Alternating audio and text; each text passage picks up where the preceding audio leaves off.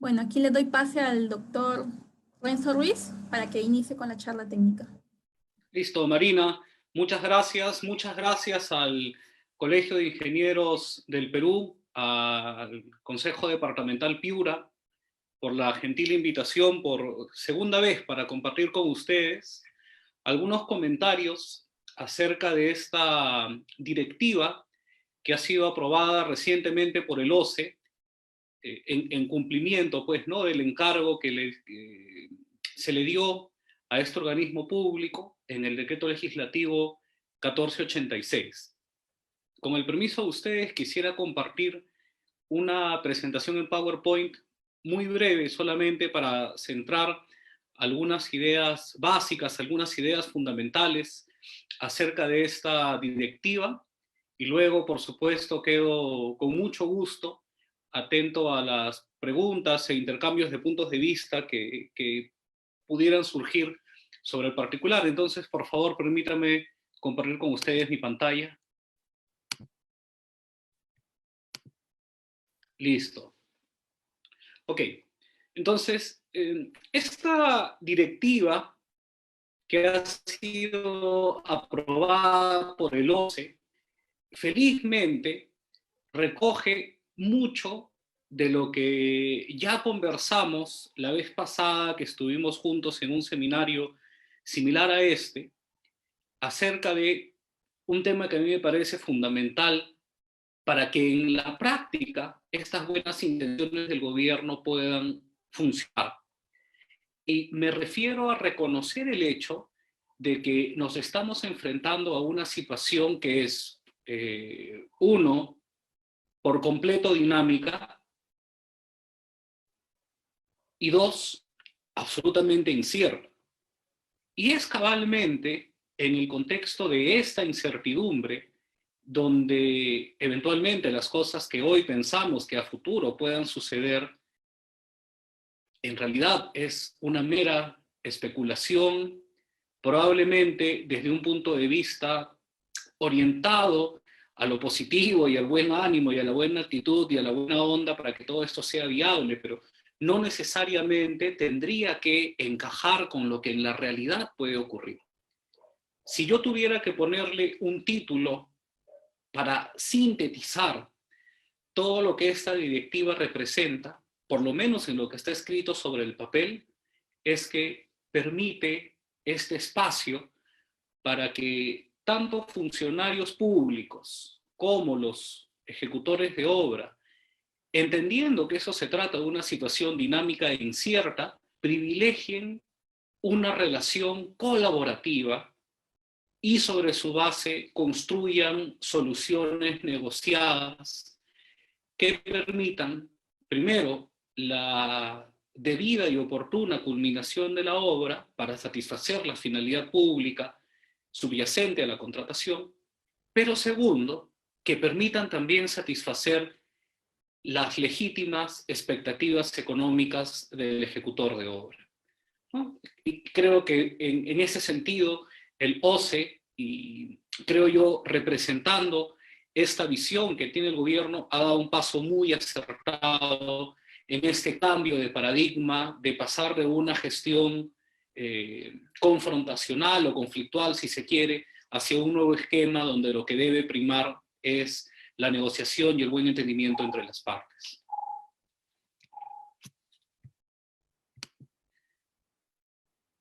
Lo primero que hay que tener en cuenta en esta directiva es que establece los parámetros para cuantificar el plazo.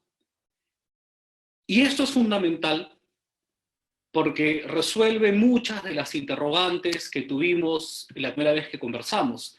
¿Qué es y qué no es lo que teníamos que incluir al momento de cuantificar el plazo? Y nos habla de que podrá considerar, y esta expresión es importante y por eso me he permitido resaltarla con negritas y ponerlas en mayúscula, porque este podrá implica una lista abierta, no un esquema cerrado, pero en términos abiertos, en términos generales, a grosso modo, los conceptos que podrán ser considerados para la cuantificación del plazo son, primero, el impacto producido en el plazo por la paralización de la obra generada por el estado de emergencia.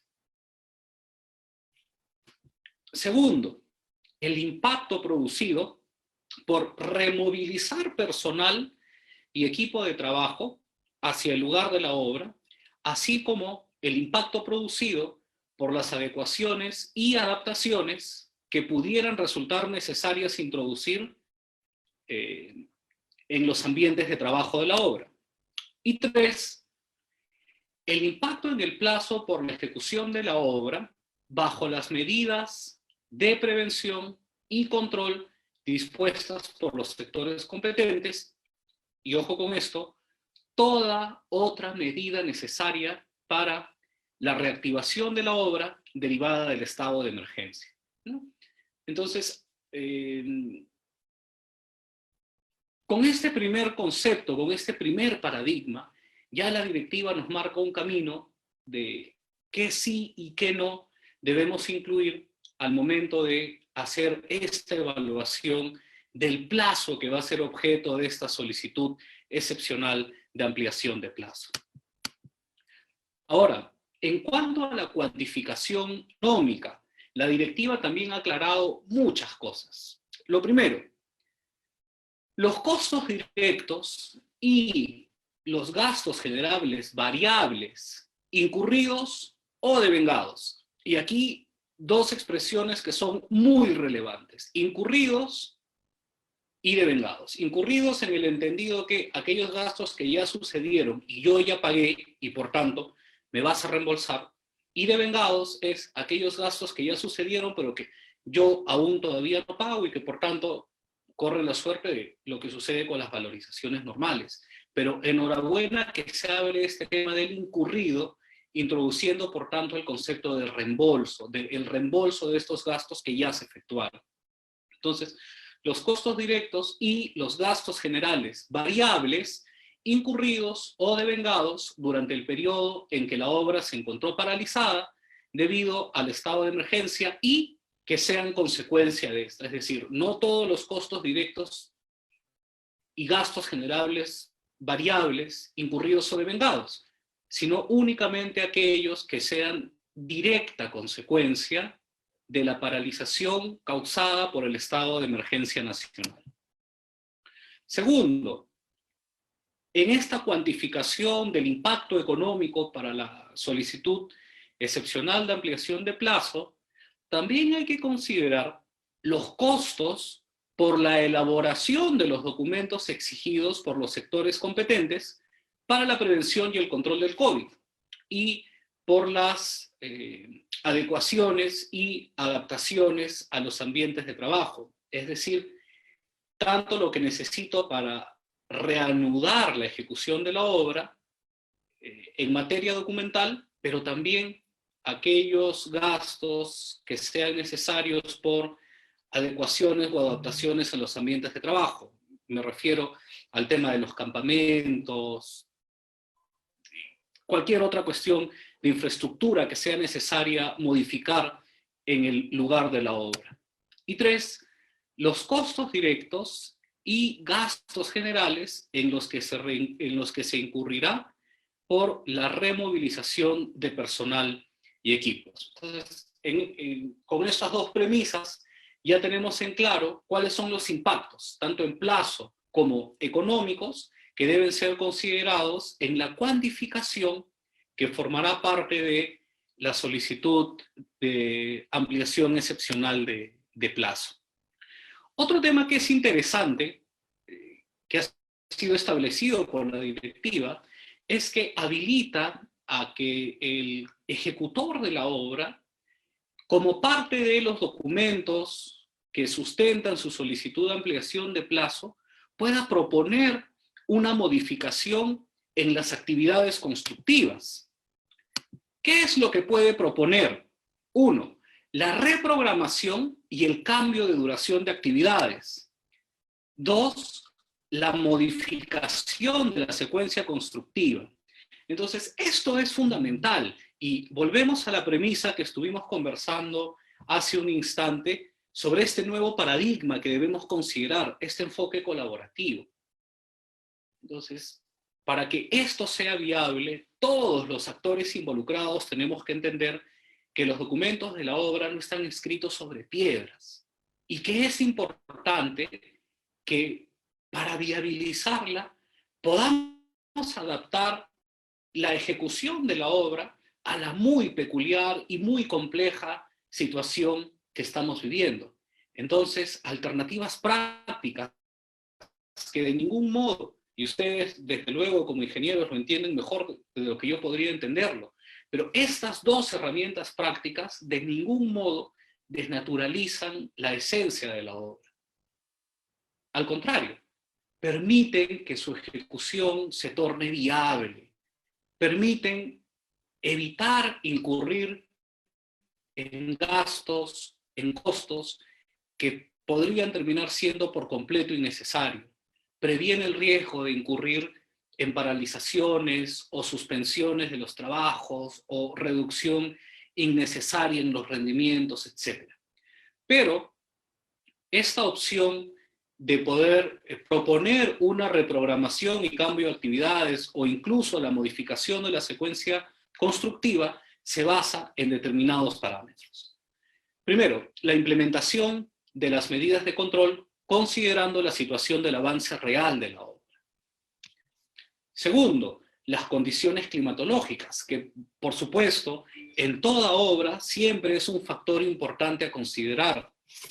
Pero además, la directiva también permite incorporar otras circunstancias que para ese caso concreto, para esa obra en particular, puedan justificar que esta propuesta del contratista ejecutor de la obra de reprogramar o cambiar la duración de actividades o de modificar la secuencia constructiva pueda ser aceptada por la entidad.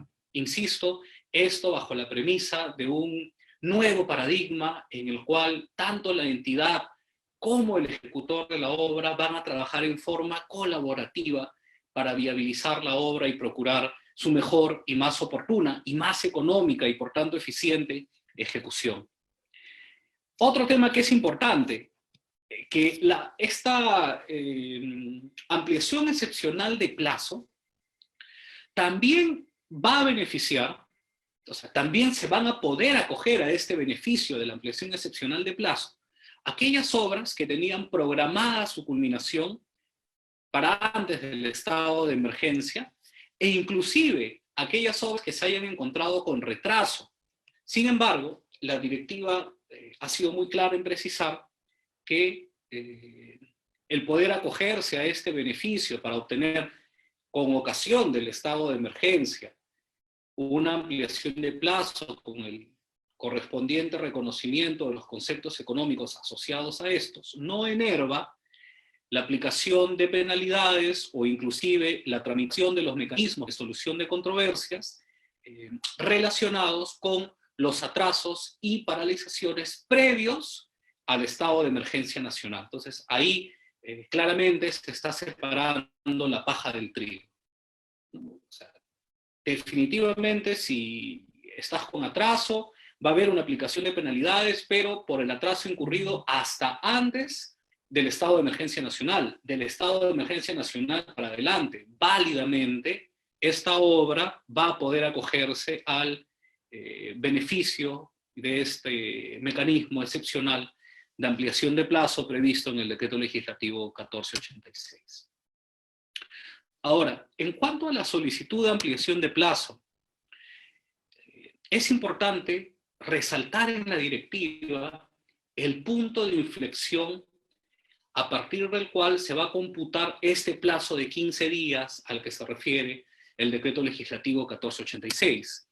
Y señala que el plazo se computa desde la culminación de la inmovilización social dispuesta en el marco del estado de emergencia y o la notificación al contratista de la autorización de reanudación de actividades en la obra por la autoridad competente. ¿Okay? Entonces, es importante que tengamos en claro desde cuándo se computa, a partir de cuándo corre este plazo de 15 días al que se refiere el Decreto Legislativo 1486, pero Respecto al plazo, algunas salvedades. La primera, presentar la solicitud de ampliación fuera de plazo o inclusive presentar una solicitud incompleta no es causal de improcedencia. Es decir, aun cuando la solicitud sea presentada después de este plazo de 15 días, válidamente tendría que ser tramitada y evaluada para merecer el pronunciamiento de la entidad. Sin embargo, lo que sí hay que tener en cuenta es que este mayor tiempo injustificado, es decir, aquel tiempo contado a partir del vencimiento de este plazo de 15 días, se va a computar para la aplicación de penalidad por mora. Es decir, dentro de los 15 días tú tranquilamente puedes presentar tu solicitud de ampliación de plazo sin ningún problema. Y también lo puedes hacer vencido este plazo de 15 días, solamente que después del día 15, los días siguientes que te demores para presentar tu solicitud de ampliación de plazo, te los voy a penalizar por mora. En cuanto a la aprobación de la solicitud, aquí hay una cuestión que es, digamos, un tanto caliente, un tanto picante, sobre todo desde el punto de vista económico. Queda claro que si la entidad, con el pronunciamiento del área usuaria y dentro del plazo al que se refiere el decreto legislativo 1486, aprueba la solicitud presentada por el contratista, se entiende que esta aprobación constituye una modificación al contrato y no es necesario suscribir ninguna adenda. Es decir, al mérito de la aprobación de esta solicitud de ampliación de plazo, se tiene por modificado al contrato. El problema es cuando existe, o sea, cuando se aprueba la solicitud, pero existe una discrepancia en cuanto al plazo y o en cuanto al costo, que es una situación que desde luego puede presentarse. Cuando la entidad aprueba la solicitud, pero con discrepancia en el plazo y en el costo, el primer deber de la entidad es fundamentar las razones de su discrepancia. Y esto implica, por supuesto, que el contratista, el ejecutor de la obra, le queden claros los motivos por los cuales la entidad discrepa de esta propuesta que el contratista ha presentado con su solicitud. Segunda cosa que hay que tener en cuenta. Cuando la entidad aprueba con discrepancia en cuanto al plazo y o en cuanto al costo, se va a implementar provisionalmente lo decidido por la entidad. Sin embargo, queda salvo el derecho del ejecutor de llevar aquellos aspectos en los cuales la entidad haya discrepado al correspondiente mecanismo de solución de controversias conforme lo que haya sido establecido en el contrato. Y comentaba que esa es una situación un tanto picante porque eventualmente pues, va a tener un impacto económico para el contratista, ¿no? El contratista hizo una cuantificación de los impactos económicos, del peso económico que debe soportar para la reactivación de la obra, con todo este tema de las medidas sanitarias. Y bueno, esto no implica que la entidad está obligada a aceptar tal cual la propuesta del contratista. La propia directiva reconoce a la entidad el derecho de discrepar. Y cuando existe esta discrepancia, se aplica conforme lo que la entidad haya aprobado. De modo tal que, si existiera algún costo adicional, en tanto el mecanismo de solución de controversias no se resuelva, este costo adicional tendría que ser asumido directamente por el contratista.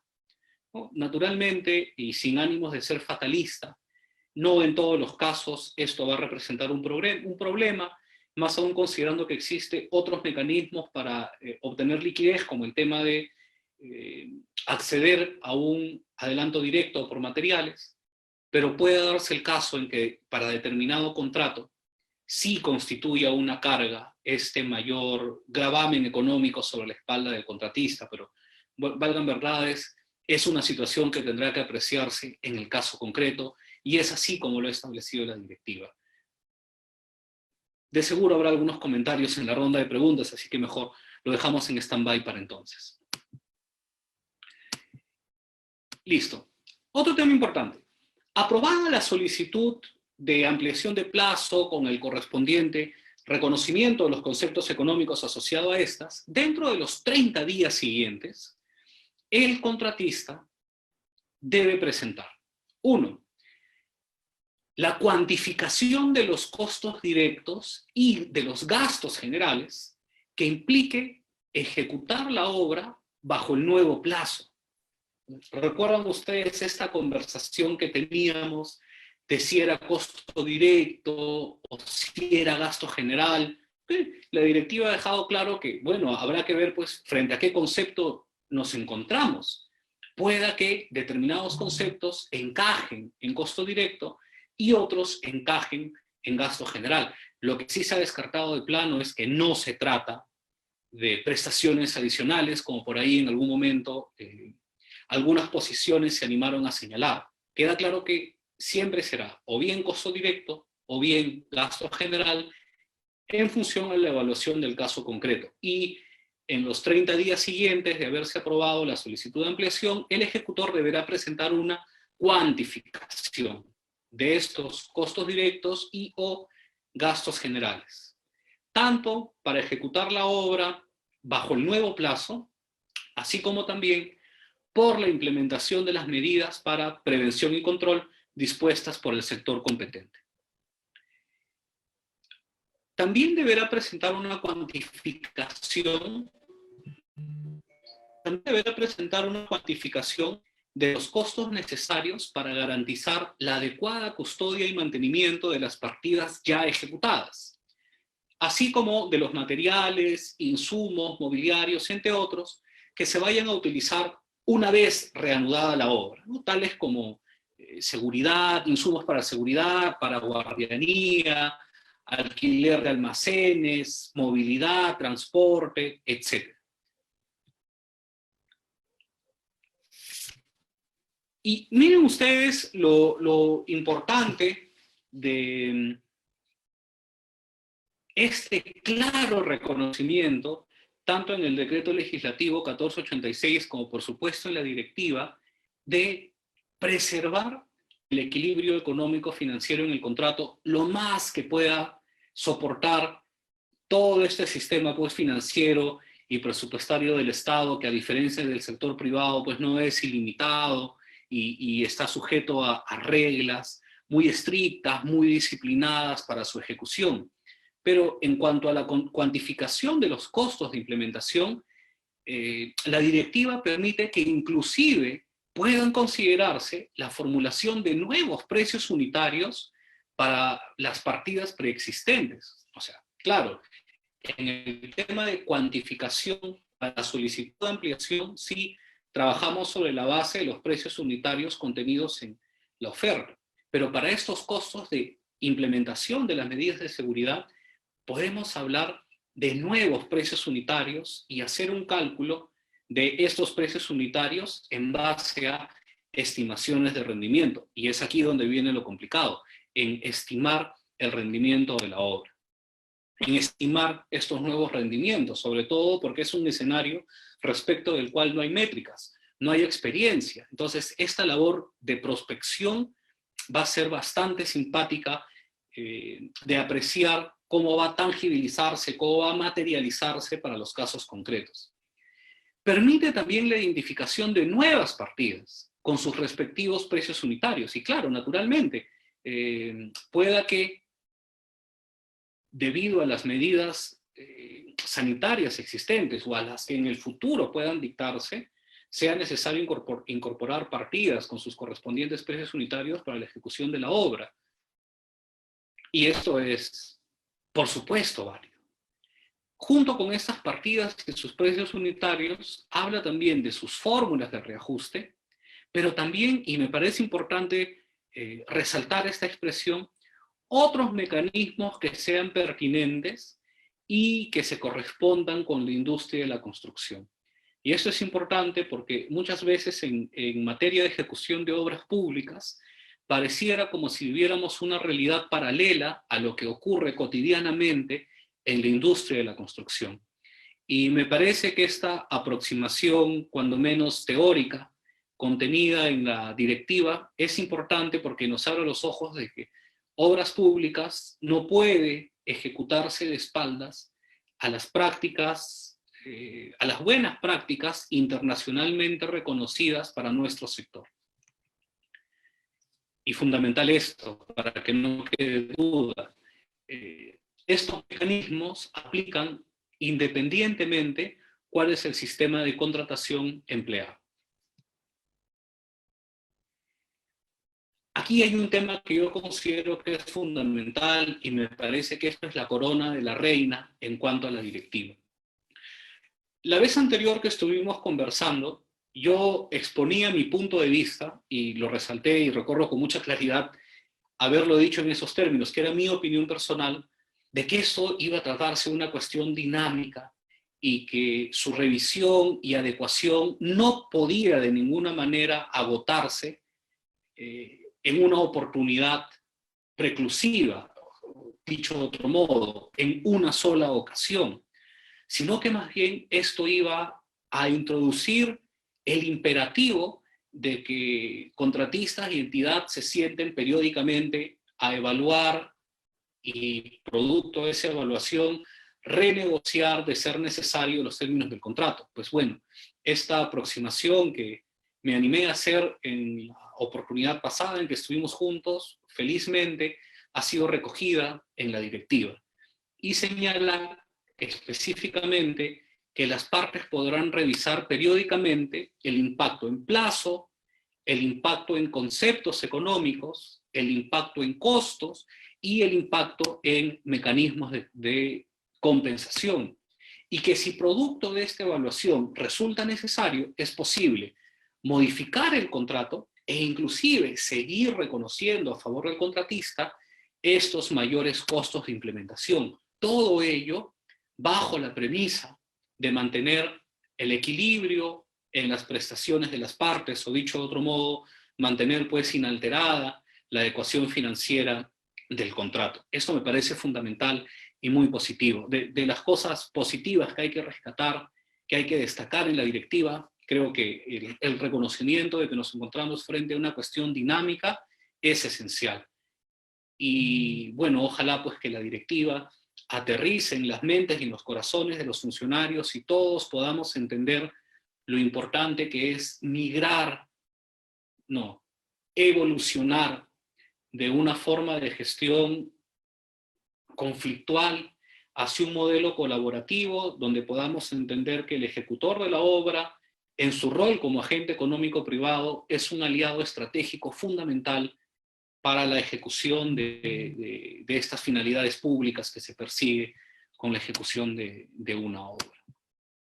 Finalmente, algunos breves comentarios acerca del contrato de supervisión, porque en gran medida va a seguir exactamente la misma suerte del contrato de ejecución de obra. Pero lo que tenemos que tener en cuenta es que como consecuencia de la aprobación de la ampliación excepcional para la ejecución de la obra, surge también entonces la ampliación del plazo para el contrato de supervisión.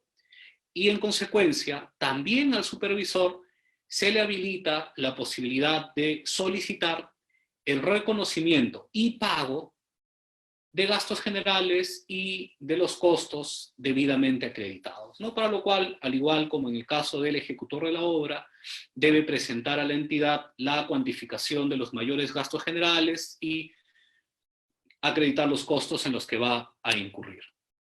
¿Okay? Entonces, por mi parte, eso ha sido todo. Voy a deshabilitar la opción de compartir pantalla y me quedo con ustedes para las preguntas que quieran realizar. Muchas gracias. Bien, Renzo, tenemos preguntas. Ok. Voy a hacerte la primera. Es de Neti Hernández Olivares. Consulta, ¿en base a qué criterios podemos modificar la nueva programación de obra? ¿Podríamos quizás modificar los rendimientos de cada análisis de proyecto unitario, pero en base a qué factores? Ok.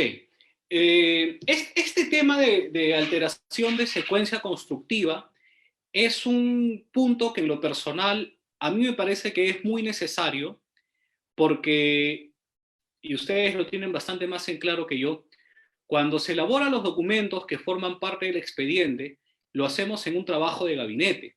Y muchas veces cuando se llega a la obra, no hay la mejor de las coincidencias entre este trabajo de gabinete con lo que en la práctica ocurre.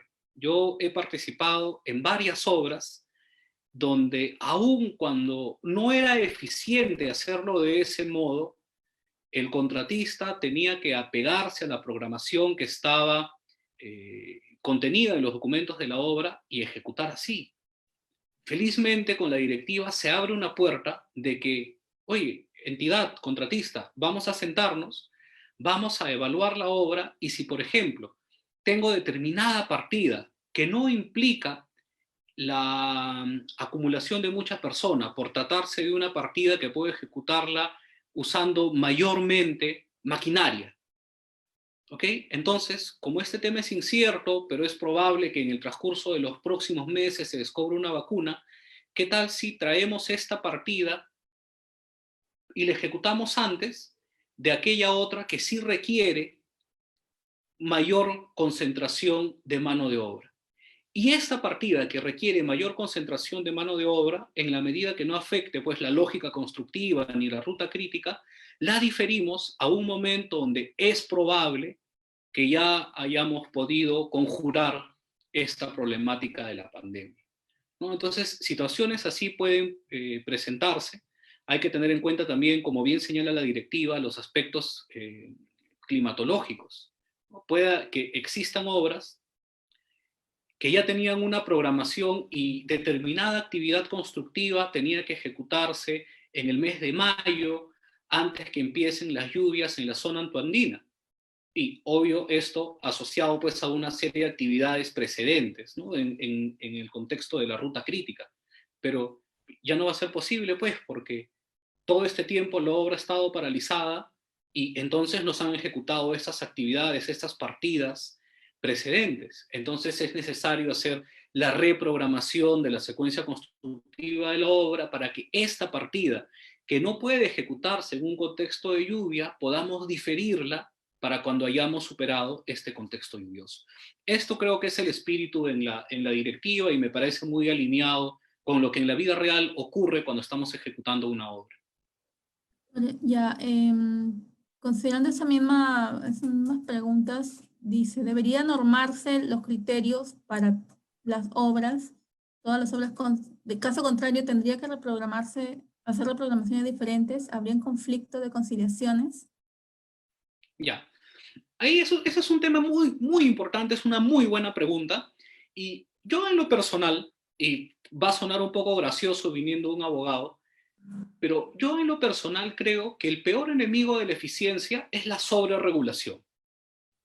Porque esto hace las veces de un candado que termina siendo innecesario y muchas veces difícil de romper y que nos limita a aplicar soluciones prácticas que pueden aportar eficiencia en el proceso. Yo creo que en la medida que entendamos de lo que se trata ejecutar una obra pública, y tanto los funcionarios de la entidad como los representantes técnicos, legales del contratista ejecutor de la obra puedan sentarse a negociar y llegar a consensos, me parece que la norma que debe primar es este sentido común y este consenso producto de una negociación para la correcta estructuración de la secuencia constructiva de la obra, de cara a minimizar riesgos de suspensión, de paralización, de disminución de ritmos, pero también para conjurar riesgos de sobrecostos innecesarios para la obra, porque hay muchas situaciones que van a presentarse a futuro. Por eso hacía también hincapié durante mi presentación que nos encontramos frente a una realidad que es dinámica e incierta. Entonces, se me hace un poco complicado concebir una norma que para una situación tan dinámica e incierta pueda pues anticiparse en forma eficiente a todos los riesgos que eventualmente pueden presentarse. Me parece que es mejor dejarlo al sano y justo entendimiento de las partes involucradas en el contrato.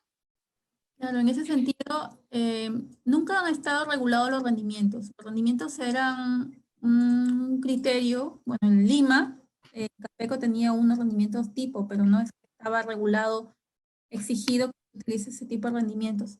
Y ahora con el tema de la pandemia, van a bajar mucho, los rendimientos van a disminuir bastante, pero luego Correcto. en un momento se va a controlar la pandemia y cuando se encuentra la medicina y ya no se tendría que tener tan bajos rendimientos y tendría que aumentar y tendría que ser, como tú dices, un tema que se tiene que ir cambiando en el tiempo, ¿no? Continuamos con Y las ahora, preguntas. ojo con este tema que mencionas de los rendimientos. Este tema que traías a colación de Capeco. ¿Cómo calcula Capeco los rendimientos? Porque hay una métrica, porque hay un antecedente. Y tú dices, para ejecutar esta partida es X personal, Y tiempo, Z costo, ¿no? Y entonces haces un algoritmo y el algoritmo te arroja como resultado el rendimiento, pero porque tienes una base cierta sobre la cual hacer tu cálculo. En este caso concreto, y la directiva sí lo reconoce, vamos a elaborar nuestras métricas para estos, entre comillas, rendimientos sobre la base de estimaciones. Y por eso la directiva ha sido muy en clara en señalar que va a haber una revisión continua, porque cabalmente lo que has hecho es estimar. Nadie tiene una bola de cristal para decir, oye, esto va a ser así o esto va a ser así. No se sabe, es incierto. Y en este contexto de incertidumbre, desde luego, resulta más que razonable, con todo sentido común, este deber de sensatez mínima para que exista una revisión periódica de los impactos en plazo y en costo, y que sobre la base de esta revisión periódica puedan nuevamente renegociarse modificaciones al contrato y nuevamente reconocer a favor del contratista aquellos mayores costos de implementación. Sí, es una pregunta también de Jessica Juárez, dice, ¿la formulación de los nuevos precios unitarios es solamente para las partidas relacionadas con la seguridad de la obra o puede ser para cualquier partida en general? No, la directiva no hace discriminación, ¿no? La directiva no hace ninguna discriminación en ese sentido. Ya, Darío pregunta, en otro sentido, para un contratista que tiene contrato con la municipalidad, ¿la notificación de reanudación de actividades en la obra por la autoridad competente se refiere a la municipalidad? La autoridad competente es la municipalidad, indica acá. Ok, pero entiendo que la autoridad competente para la notificación de la renovación es el Ministerio de Vivienda. Claro, es en la aprobación de los protocolos, ¿no? Correcto. Han aprobado los protocolos. El Ministerio de Salud también tiene que aprobarlos. Ya. Orlando pregunta, ¿de acuerdo a la directiva, se puede pagar costos directos a la supervisión durante la etapa de paralización de obra, como son supervisor, asistente u otro personal clave? No me queda muy en claro la pregunta. Dice, de acuerdo a la directiva, se puede pagar costos directos a la supervisión durante la etapa de paralización de obra, como son supervisor, asistente de supervisión y otro personal clave, es lo que indica o pregunta Orlando. Claro, o sea, tenemos que volver a la premisa de lo que señala la directiva. La directiva habla de aquellos costos y gastos en los que se haya incurrido durante la paralización, pero asociados a esta. Entonces, naturalmente, tanto para el contratista ejecutor como para el supervisor, tiene que haber un reconocimiento de aquellos gastos en los que haya incurrido durante la paralización. Ahora, por supuesto, esto va a estar pues condicionado a la evaluación que va a hacer la entidad sobre la base de la documentación que aporte en esta solicitud de ampliación de plazo en el caso del ejecutor y en la solicitud de reconocimiento de costos y gastos en el caso del supervisor. Entonces, en la medida que pueda acreditar que efectivamente se trata de un gasto incurrido o devengado durante ese periodo y que ese gasto incurrido o devengado está asociado con el estado de emergencia, por supuesto que va a haber un reconocimiento. Perfecto. Paola Jo pregunta, ¿cuáles son los gastos generales que son consecuentes o consecuencia de la paralización por el estado de emergencia? ¿A residentes y especialistas se reconocerá su pago durante la cuarentena? Está en lo mismo referido. ¿En qué? Sí, o sea, ¿No? Sí, en realidad, como decía, yo no me animaría a decir tal concepto sí o tal concepto no, porque creo que eso parte desde un punto de vista de si se puede acreditar que hubo un gasto incurrido o devengado. Ahora, yo no sé, pues, o sea, ¿cómo justificas el haberle pagado en haberle pagado al residente cuando la obra estuvo paralizada? No se me ocurre cómo, a razón de qué le podrías haber estado pagando al residente en una obra paralizada. Ya, Orlando pregunta, de acuerdo a la directiva, ¿se puede pagar gastos generales al constructor de obra durante la etapa de paralización de obra?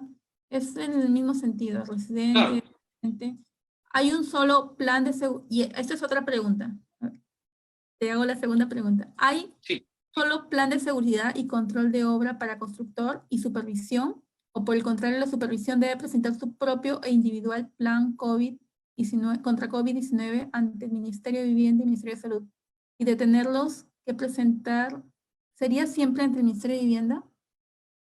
Ah, esto es una pregunta interesante y creo que es un tema, yo no recuerdo haber visto en ningún lado una regulación concreta que hable acerca del supervisor.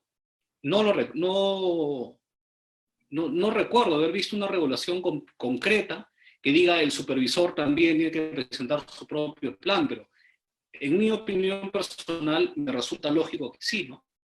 Porque tiene personal distinto, depende de una estructura organizacional distinta, inclusive viendo desde un punto de vista laboral, se trata de empleadores distintos y por tanto responsabilidades distintas con relación a lo que ocurra con sus trabajadores. Entonces, partiendo de esa lógica, sin perjuicio de aclarar que yo no recuerdo haber visto un tema concretamente sobre planes de seguridad para el supervisor, yo me animaría a pensar que resulta totalmente lógico que el supervisor tenga su propio plan de seguridad separado al del ejecutor de la obra. Es más, de seguro en las bases del procedimiento de selección para la contratación del supervisor, también le pidieron que presente un plan de seguridad y salud en el trabajo.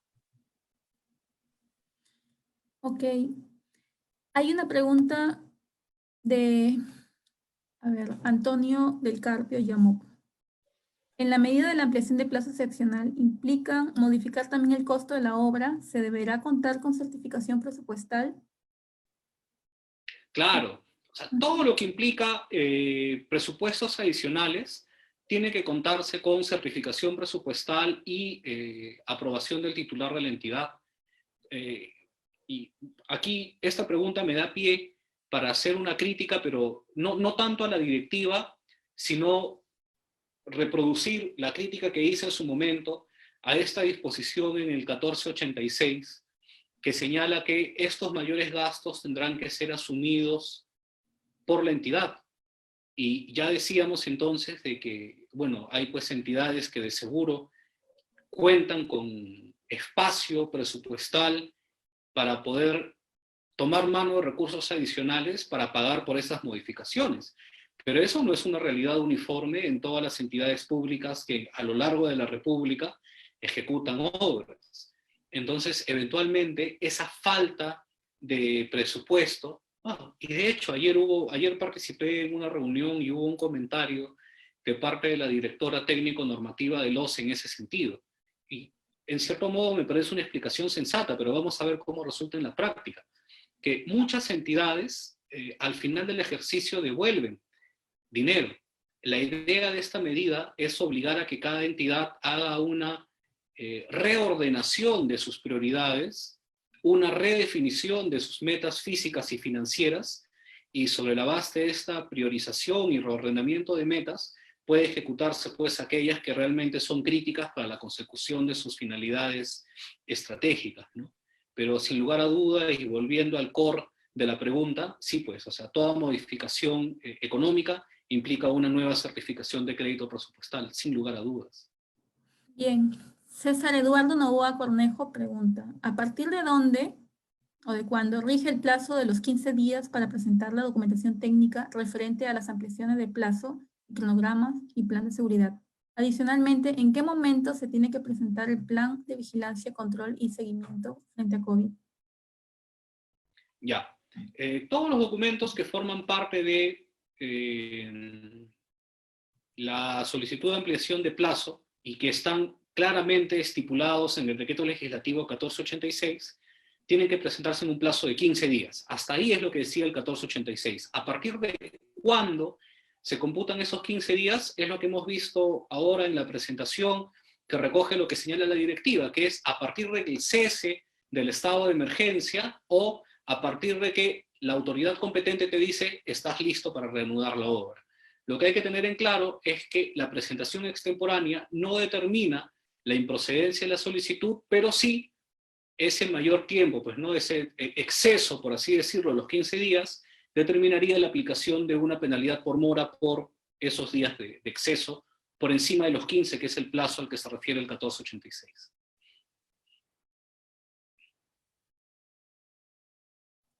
Bien, tenemos otra pregunta. José Castro Pisfil pregunta, ¿la modificación de los costos unitarios va a conllevar a un deductivo a la partida contractual y adicional, que es la nueva partida por el metrado pendiente de ejecutar? Ese es un comentario o una pregunta. Ya, pero es que cuando hablamos de adicionales o deductivos, lo hacemos sobre la base de prestaciones. O sea, en adicionales y deductivos no cambia el precio, lo que cambia es la cantidad de prestaciones a ejecutar. Acá de lo que estamos hablando es de un cambio en el precio unitario, o sea, son dos cosas distintas, ¿no? Ok. Javier Guevara Dávila pregunta, al permitirse crear nuevos costos unitarios, ¿se puede modificar los insumos de una partida? Por ejemplo, las partidas de concreto in situ podrían cambiarse a concreto premezclado, ya que esto permite menor número de personal, favoreciendo el alineamiento de distanciamiento social, pero aumentaría el costo de la partida. La entidad, ay, se me movió, pero aumentaría el costo de la partida. ¿La entidad permitiría estos cambios? No, por eso, o sea, yo no sé qué es lo que puede o no puede permitir la entidad, pero si más bien usted me pregunta si esa es una solución eficiente, yo pienso que sí, ¿no? Pero por supuesto, pues pasará por la evaluación concreta de cosas tan sencillas como, por ejemplo, la disponibilidad de recursos financieros con los que pueda contar la entidad. Porque si la entidad cuenta con recursos financieros y además tiene la urgencia de culminar la obra, creo que no va a haber ningún reparo en que pague más por una partida en la medida de que ese mayor pago va a garantizar la más inmediata ejecución de la misma. Yo creo que esta pregunta más bien debe ser evaluada desde una situación de caso concreto, no solo por la naturaleza de la prestación, sino también en función a las posibilidades económicas de la entidad y a la importancia que la entidad le dé al cumplimiento de esa concreta meta. Por ejemplo, ¿no? Y aprovechando que este tema ha sido puesto sobre el tapete. Muchos, el año pasado, creo que todos los peruanos, celebramos con bombos y platillos la brillante ejecución de los Juegos Panamericanos. Y muchos involucrados al sector construcción, poco más si lo querían poner al señor Neuhaus como ya presidente de la República. Y claro, desde luego que se hizo un buen trabajo, pero el asunto que permitió el éxito en la ejecución de obras en el marco de los Juegos Panamericanos fue una sola razón. Y esta sola razón era que contra viento y marea, los Juegos se iban a inaugurar en una determinada fecha y por tanto, contra viento y marea, para esa determinada fecha, la obra tenía que estar terminada, a como dé lugar. Y por eso pues que se permitió toda esta dinámica hasta entonces inusual en el contexto de la ejecución de obras públicas que permitió el éxito de los Panamericanos.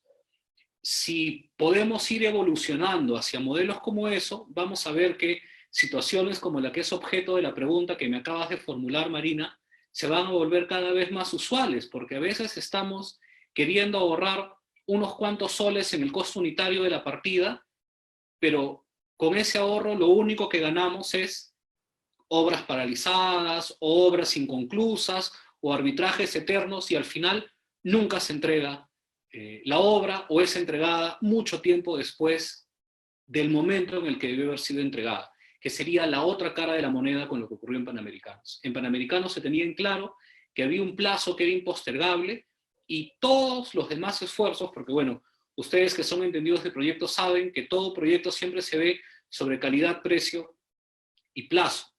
Entonces, los otros dos factores estaban al servicio del factor plazo. El plazo era algo con lo que no se podía negociar.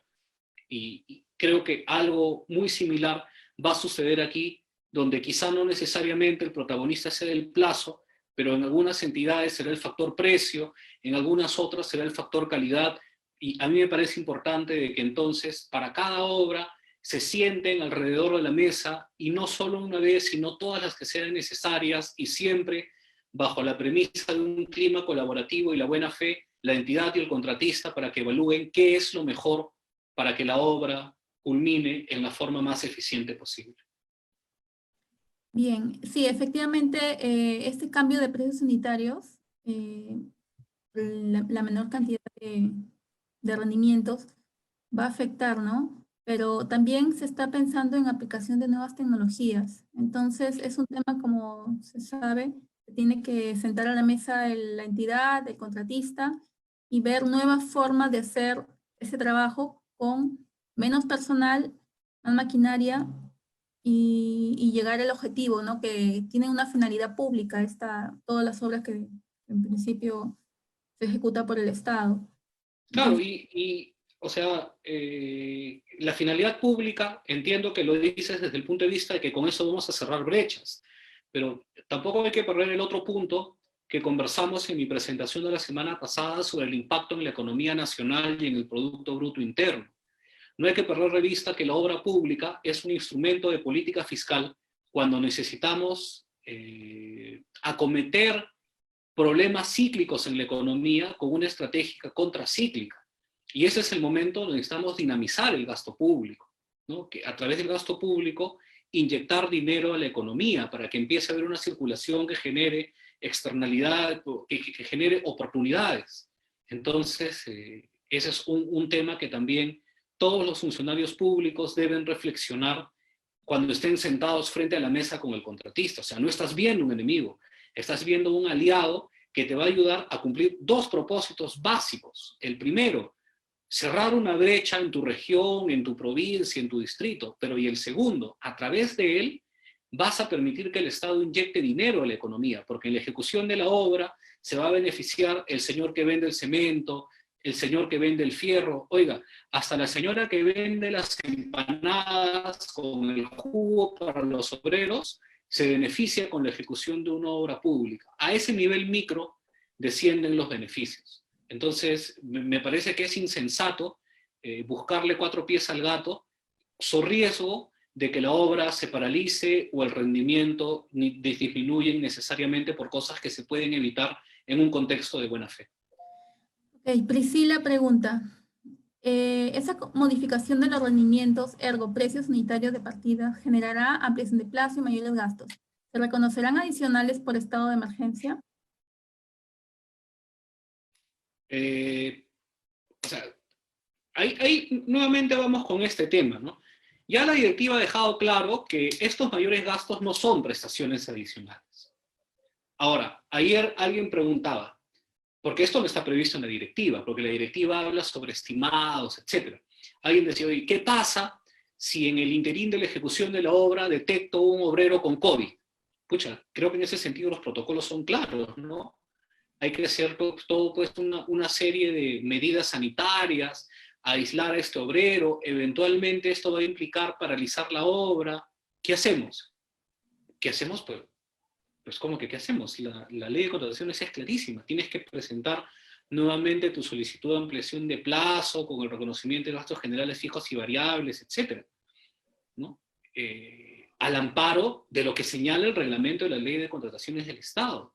Porque ahí estás pues en una situación donde no es un hecho pues excepcional, imprevisible como lo que ocurrió en marzo, donde el domingo, yo me acuerdo que estaba aquí, justo donde estoy ahora, tomando mi lonche, viendo las noticias, y sale Vizcarra y dice, mañana nadie sale de su casa. El escenario ahora es distinto, ¿no?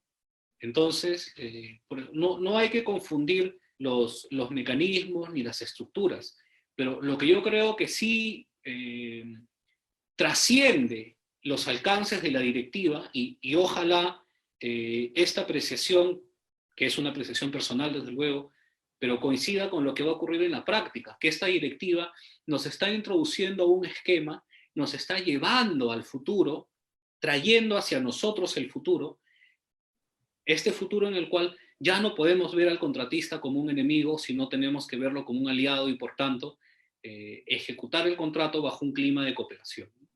Esto sí nos dice la directiva, hay que sentarnos y estar periódicamente revisando en lo que ocurre.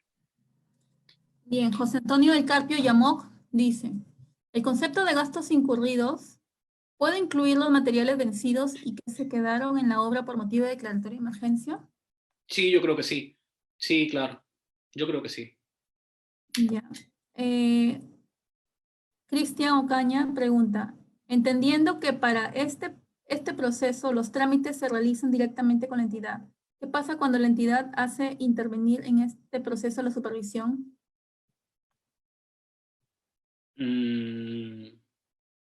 Hace intervenir a la supervisión. No Sí. entiendo la pregunta. O sea, como que en el procedimiento usual la supervisión se pronuncia, etcétera. ¿A eso se referirá la pregunta? Ah, en los procesos de los trámites que realiza directamente ante la entidad, ¿qué pasa si la entidad hace intervenir a la supervisión para que revise seguramente los documentos? Sí, por eso, o sea, ahí lo que hay que distinguir es que el decreto legislativo 1486 y la directiva están regulando un supuesto especial, ¿ya? Y ese supuesto especial tiene su propio procedimiento, que no es el mismo procedimiento que está recogido en el reglamento de la Ley de Contrataciones del Estado. Y como parte de este procedimiento especial, no hay la intervención del supervisor. Quien se pronuncia más bien es el área usuaria, ¿no? Eso es lo que dice el 1486 y la directiva, que la entidad aprueba o aprueba con discrepancias sobre la base de la opinión del área usuaria. Okay. Si el ahí viene otra de Orlando. Si el supervisor debe presentar su plan de vigilancia, ¿cómo haría con los requisitos que pide el Ministerio de Vivienda, como licencia de construcción, policía CAR, control de puertas y otros? Control en puerta y otros, cuando estos documentos no son de la supervisión. Claro, es que no le pueden pedir algo que no tiene, pues la supervisión es un servicio de consultoría, o sea, en buena cuenta es un servicio, no es la ejecución de una obra. Se habla de costos directos y gastos variables, gastos generales variables a ser presentados con ampliación de plazo. También de costos directos y gastos generales variables a los 30 días de aprobada la ampliación de plazo. ¿Son los mismos conceptos o difieren? No, porque en los que se presentan con la solicitud de ampliación de plazo son cabalmente aquellos para la reanudación de la obra. Los que se presentan dentro de los 30 días siguientes es para ejecutar la obra con este nuevo plazo. Son dos cosas distintas. Ya. José Castro Pisfil pregunta, ¿la modificación de los rendimientos por el problema de distanciamiento va a originar una partida con un costo mayor al contractual? ¿Esto originará adicional o deductivo? Bueno, esto ya lo explicaste, pero... Claro, eso ya lo hemos explicado. William Paul Cardosa, si bien es cierto, los rendimientos varían y afectan los precios de las partidas y estos se van a evaluar periódicamente, para la valorización sí se puede actualizar mensualmente o se cobra con lo que se presentó a la entidad. No, otra vez, no entendí. Si bien es cierto, los rendimientos varían y afectan los precios en las partidas y estos se van a evaluar periódicamente, las valorizaciones sí se pueden actualizar mensualmente o se cobra con lo que se presentó a la entidad. Ya, hay dos cosas. O sea, lo primero que tenemos que tener en cuenta es que siempre las valorizaciones se formulan sobre precios contractuales. Entonces, oye, ok, pueda que tu cuestión haya variado, pero aun cuando ha variado, la valorización tú la presentas sobre la base de los precios contractuales. Pero también hay que tener en cuenta, y no hay que perder de vista nunca este tema, que las valorizaciones son pagos a cuenta y que luego vamos a hacer un neteo final en la liquidación. Entonces, si hubieran sobrantes o faltantes por cobrar, se pueden terminar de ver al momento de liquidar la obra. Pero las valorizaciones se presentan sobre la base de precios contractuales. Ok. Paola Jo hace un comentario aquí, dice, la directiva no indica monto máximo para el reconocimiento de gastos, tanto los incurridos durante el estado de emergencia como para la implementación del plan. Claro, no se indica un monto máximo. Es que no se podría, porque imagínense pues con obras tan disímiles, tan variadas a lo largo de todo el territorio del Perú, sería inverosímil, ¿no? No sería, creo, humanamente posible que alguien pueda establecer un monto máximo. No guardaría ninguna lógica. Y acá tenemos 4 preguntas de César Eduardo, bueno, seguidas. Vamos a resumirlas. César Eduardo Novoa dice, los rendimientos son variables, existían solo en promedio que no se reflejan en la realidad. Eh, todo lo comentado hasta ahora se basa en el principio de equidad. Todo será verificado, comprobado y aprobado. Cuando dice la entidad competente, ¿está referida al gobierno regional o de quién dependa la ejecución de la obra o está referida al ejecutivo? ¿Desde qué momento se presenta o cuáles son los plazos para el plan de vigilancia? Hay bastantes preguntas de la fecha de los plazos. Lo primero son comentarios, ¿no? La tercera era cuando se dice que la entidad competente está referida al gobierno regional o municipal. Sí, esa ya la contestamos también, ¿no? Sí, es desde qué momento se presenta y cuáles son los plazos para el plan de vigilancia, control y seguimiento frente al COVID. Este también ya lo contestamos. Todo eso se presenta con la solicitud de ampliación. Ya. Y luego también dice, se sabe que todos estos costos superarían el 15 y hasta casi el 35. ¿Cómo sería la respuesta de la entidad? ¿Eso generaría otra paralización de obra o están en razón de que pueda ser reconocido todo a favor del contratista? Creo que no entiendo esa pregunta, Marina. Él comenta, César Eduardo Novoa, se sabe que todos estos costos superarían el 15 y hasta el 35%. ¿Cómo sería la respuesta de la entidad? ¿Esto generaría otra paralización de obra o están en razón de que puedan ser reconocidos a favor del contratista?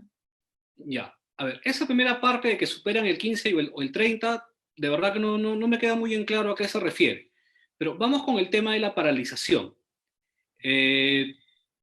La entidad tiene un plazo improrrogable para pronunciarse sobre la solicitud de ampliación y el consecuente reconocimiento de los conceptos económicos asociados a esta. Si dentro de ese plazo la entidad no contesta, se entiende por aprobado en los términos solicitados por el ejecutor. Y bajo ese escenario no tiene que haber ninguna paralización. Si la entidad notifica su aprobación, se entiende por aprobado bajo los términos solicitados por el ejecutor y por tanto tampoco no tendría por qué haber una paralización. Quizá el problema podría haber surgido cuando la entidad acepta la aprobación, pero con discrepancia en cuanto al plazo y al costo. Pero la directiva ya ha señalado que en estos casos se implementa en forma provisional bajo los términos aprobados por la entidad. Y entonces tampoco no tiene por qué haber una paralización. Lo que corresponderá es pues que el ejecutor someta al mecanismo de solución de controversias previsto en su contrato estos extremos con los que la entidad discrepa, ¿no? Por lo menos teóricamente va a ser así. Ahora, si en la práctica el ejecutor se rehúsa a continuar con la ejecución de la obra, bueno, ahí sí estamos hablando pues de un incumplimiento injustificado y que eventualmente puede precipitar la aplicación de una penalidad por mora o inclusive la resolución del contrato, ¿no? O sea, no hay ninguna razón por la cual la obra deba nuevamente entrar en un supuesto de paralización. Hay 2 últimas preguntas. Ya. Miguel Chero pregunta. Entonces, según los puestos, ¿solo se debe esperar la culminación del estado de emergencia o la notificación de la autoridad competente o también se debe presentar documentos al Ministerio de Vivienda para el reinicio de actividades? O en todo caso, para proceder a la solicitud de ampliación de plazo.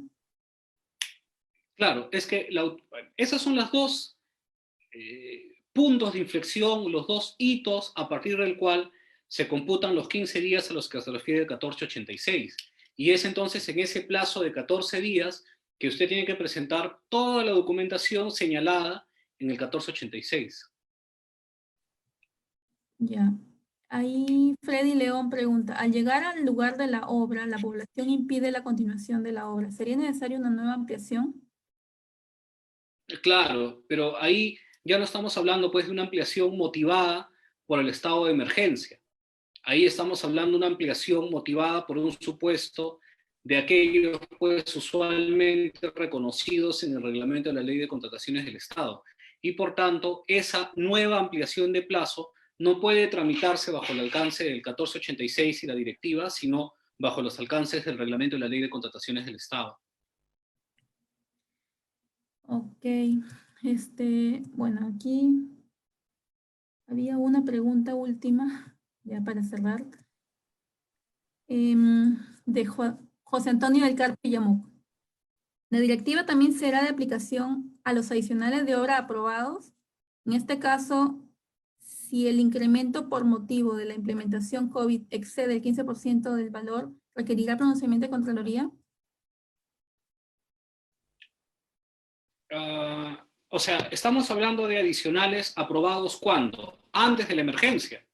Sí, Claro, es que si el adicional ya fue aprobado, forma parte del contrato.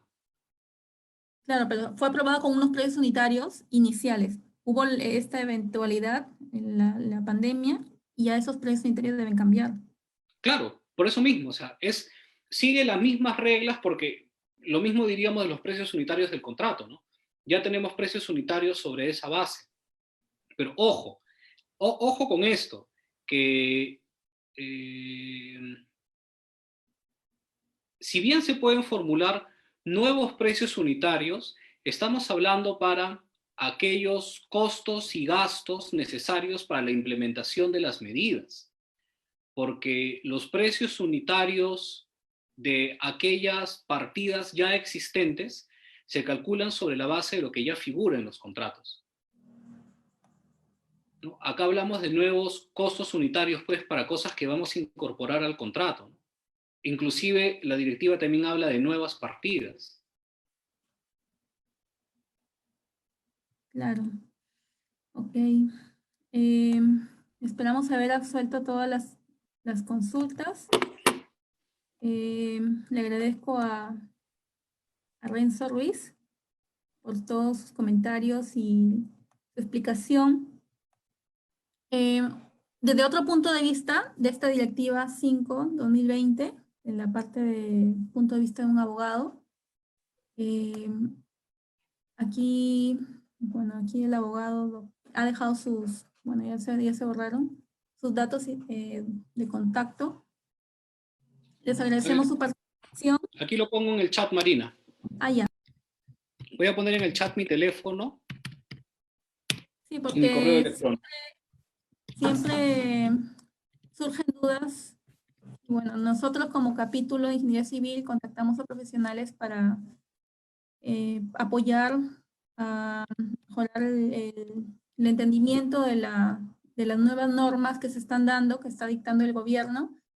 Y gracias a nuestros amigos, Renzo Ruiz, un abogado de experiencia, nos plantea su punto de vista y bueno, con otros conocimientos que también de las reuniones que tiene. Les agradecemos su participación, como repito, y estén continuando con sus aportes en las próximas charlas que se están programando. Y nada, gracias. Ahí falta un número. A ver. Falta un número, dice. Ya, listo, ahora sí. 952-636646. Gracias, Marina, por la invitación, a todos los amigos por acompañarnos. Y ya bueno, pues ahí tienen mis datos de contacto, lo que necesiten. No duden en pegarme una llamada o mandarme un correo, yo con todo gusto los atenderé. Muchas gracias a todos, que tengan buena noche. Buenas noches, Renzo, gracias. Y sobre el tema de los certificados, recordarles que son 6 días a partir de cada charla que se les va a entregar el certificado, los que han pagado. Y estos ingresos obtenidos, como ya saben, es para la Cruzada Solidaria Ingenieros Unidos que está organizando el Consejo Departamental de Piura. Agradecemos otra vez su participación y muchas gracias. El costo por, si eres colegiado, 10 soles, Y si no eres colegiado, 20 soles. ¿Alguna otra pregunta? Son virtuales. Les hacen llegar. Son digitales, sí. A sus correos electrónicos. En el teléfono y el correo electrónico se puso en la publicidad, en el flyer, y EPI. Ahí se envía el voucher de pago y ya con ellos contactan para la entrega de los certificados. Claro, aún se pueden solicitar, pueden pagar hasta 6 días de culminada esta conferencia, esta charla.